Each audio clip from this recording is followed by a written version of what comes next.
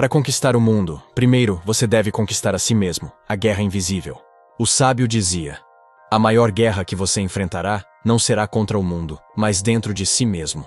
E ele estava certo. A batalha mais difícil não acontece em campos de guerra, com espadas e exércitos. Ela acontece no silêncio da mente, quando você tenta controlar impulsos, emoções e pensamentos que te empurram para longe daquilo que você quer ser. Vivemos em um mundo que fala o tempo todo. Todo dia alguém te diz o que fazer, o que comprar, o que sentir. E nesse ruído constante, é fácil perder o controle de si mesmo. Fácil se tornar reativo, irritado, distraído. Fácil se deixar dominar pelas circunstâncias. Mas o sábio nos lembra: antes de tentar comandar qualquer coisa, aprenda a comandar a si mesmo. E é aí que começa o verdadeiro caminho da força. Porque não há vitória externa sem ordem interna. Você não conquista o mundo se ainda é dominado pelo medo, pela raiva ou pela necessidade de aprovação. E é sobre isso que vamos falar hoje. Como vencer a guerra mais importante, a guerra dentro de você. Este vídeo é um convite à autoconquista. É um lembrete de que a sua força começa no momento em que você decide não ser mais escravo de seus impulsos. E no fim, você vai entender que a verdadeira liberdade não vem de fazer tudo o que quer. Vem de conseguir dizer não ao que te enfraquece. Parte 1. A batalha interior. O oponente.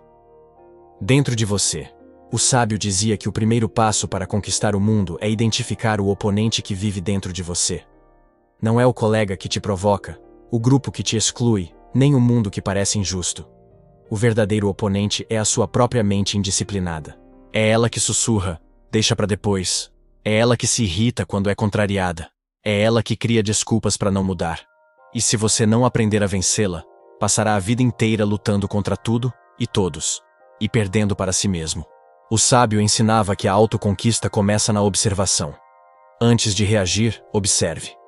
Quando sentir raiva, olhe para ela como quem analisa uma chama. Pergunte: por que isso me afetou tanto? Quando sentir medo, não fuja. Observe o que ele está tentando te ensinar. O medo é um alerta, não uma sentença. Exemplo prático. Imagine que alguém te provoca na frente de um grupo. Seu instinto quer responder, quer provar algo. Mas se você observar por 2 segundos, perceberá que não precisa reagir. Porque o verdadeiro controle não é se conter por medo, mas por escolha.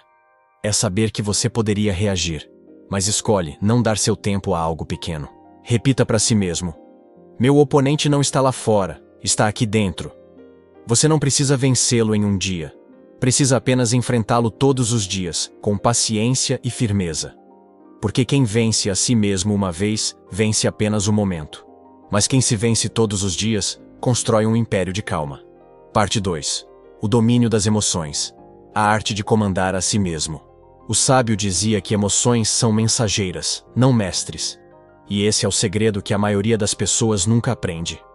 Elas deixam que a raiva fale por elas, que o medo as impeça de tentar, que o orgulho as segue. Mas quem domina as emoções, domina o destino. Veja, controlar a raiva não é engolir o que sente, é transformar a energia que ela traz em algo útil. O sábio chamava isso de alquimia emocional. Raiva pode virar foco, medo pode virar atenção, insegurança pode virar disciplina. É tudo questão de redirecionar, não reprimir. Exemplo prático: alguém te desrespeita e você sente o sangue ferver. Em vez de explodir, use essa energia para se concentrar. Pense: como posso sair disso mais forte? Use o desconforto como combustível. Porque o autocontrole não é ausência de emoção, é domínio sobre ela. Repita: eu comando o que sinto não me comanda. O sábio dizia que cada vez que você reage por impulso, entrega um pedaço da sua força. Cada vez que você se mantém firme, recupera parte dela. E quanto mais você pratica isso, mais as pessoas ao seu redor sentem algo diferente. Respeito. Elas não sabem explicar, mas sentem. Porque o respeito não vem de palavras, vem da estabilidade. Parte 3. A disciplina invisível. O exército do hábito. O sábio ensinava que a disciplina é a fortaleza dos fortes. E sem ela, toda a força desmorona. Não importa o quanto você sonhe, o quanto você queira. Se não houver disciplina, o castelo cai no primeiro vento. A disciplina é o escudo contra a preguiça, contra a distração, contra a dúvida. Ela é o ato diário de escolher o difícil agora para viver o fácil depois. E o mais poderoso é um treino silencioso. Ninguém vê quando você decide levantar cedo. Ninguém aplaude quando você escolhe estudar enquanto os outros descansam. Mas é ali, no invisível, que sua força cresce. Exemplo prático. Pense nos momentos em que você sente vontade de desistir. Da dieta, do treino, do estudo. É ali que a batalha acontece. A disciplina é dizer, só mais um pouco quando tudo em você quer parar. Cada mais um pouco é uma vitória. E cada vitória dessas constrói algo que o sábio chamava de presença de aço. Aquela aura de quem já venceu muitas vezes em silêncio. Repita, a disciplina é a linguagem da vitória. Sem disciplina, o talento se perde. Com disciplina, até o mediano se torna extraordinário. Parte 4. O controle do tempo. O jogo lento dos fortes. O sábio dizia que quem domina o tempo, domina o mundo. E não estamos falando de relógios ou agendas. Estamos falando de paciência, a habilidade de esperar sem desistir, de agir na hora certa e de suportar o silêncio sem se desesperar. A maioria quer resultados rápidos, quer força sem treino, quer respeito sem limite, quer sucesso sem esforço. Mas o sábio repetia: a impaciência é a armadilha dos impetuosos. Porque quem se apressa, age pelo impulso. E quem age pelo impulso, entrega a própria vantagem. Exemplo prático. Você manda uma mensagem e a pessoa demora para responder. Você sente a ansiedade subindo, quer insistir, quer saber o que está acontecendo. Mas se espera, apenas espera, ganha algo raro. Controle. Controle sobre a própria reação, controle sobre o ritmo. O tempo, quando respeitado, trabalha a seu favor. A paciência é o disfarce da estratégia. Quando você aprende a esperar, começa a perceber coisas que os outros não veem. O sábio dizia: enquanto todos correm, o observador se prepara. Parte 5. O silêncio e a presença.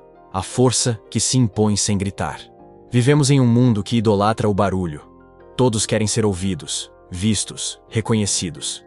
Mas o sábio dizia que a presença silenciosa é mais poderosa que 1000 palavras. As pessoas que realmente têm força não precisam provar. Elas não explicam, não se defendem, não competem. Elas simplesmente existem com estabilidade. E isso é suficiente para desarmar qualquer oponente. Exemplo prático. Você está em um grupo e alguém tenta te provocar. Em vez de responder, você sorri e fica em silêncio. Esse silêncio não é fraqueza, é domínio. O provocador perde o controle, porque o jogo dele depende da sua reação. O sábio dizia: o silêncio é o espelho que mostra a fraqueza dos outros. E quanto mais calmo você se torna, mais previsíveis os outros parecem. O sábio explicava que isso é o verdadeiro autocontrole. Não é ser inatingível, é ser consciente.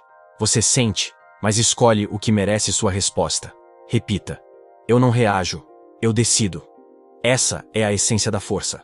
Porque quem decide quando falar, quando agir e quando esperar, já venceu metade das batalhas da vida. Parte 6. A solidão do autodomínio. O caminho dos diferentes.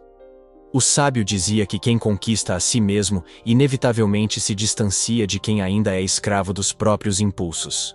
E isso pode doer. A solidão da maturidade é real. Você começa a se cansar de conversas vazias, de relações rasas, de comportamentos repetidos. Mas essa solidão não é castigo. É transição. É o espaço que se abre entre quem você era e quem está se tornando. E nesse espaço nasce algo que poucos experimentam. A paz de não depender da aprovação de ninguém.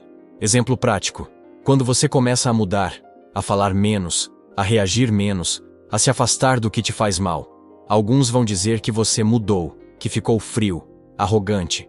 Mas o sábio dizia: o preço da autenticidade é a incompreensão.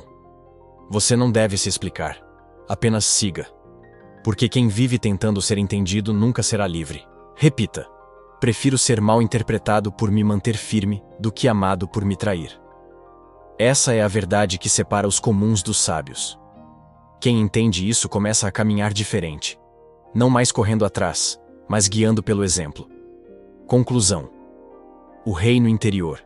O sábio dizia que a conquista do mundo começa no domínio do próprio mundo interior. Porque o mundo lá fora é apenas um reflexo do que está aqui dentro. Se há caos em você, haverá caos ao redor. Se há calma em você, o mundo começa a se reorganizar. E talvez essa seja a maior revelação de todas. Você não precisa dominar ninguém. Só precisa dominar a si mesmo. Quando isso acontece, as pessoas percebem, não por palavras, mas pela energia que você transmite. A sua força se torna evidente, não porque você grita, mas porque ela fala pelo seu comportamento. O sábio dizia: o homem que se conquista se torna intocável, não porque ninguém o desafia, mas porque nada o abala. Essa é a essência da verdadeira grandeza. Mover-se pelo propósito, não pelo ego. Agir com clareza, não com pressa. Escolher o certo, não o fácil. E quando entender isso, perceberá que conquistar o mundo nunca foi o objetivo. O verdadeiro objetivo sempre foi conquistar a si mesmo. Porque quem se governa com sabedoria, o mundo naturalmente segue. O sábio dizia: aqueles que dominam o caos dentro de si não precisam vencer o mundo se curva diante deles. E então eu te pergunto: você está pronto para essa guerra silenciosa? Porque conquistar o mundo começa com uma simples decisão: não mais ser escravo das próprias emoções.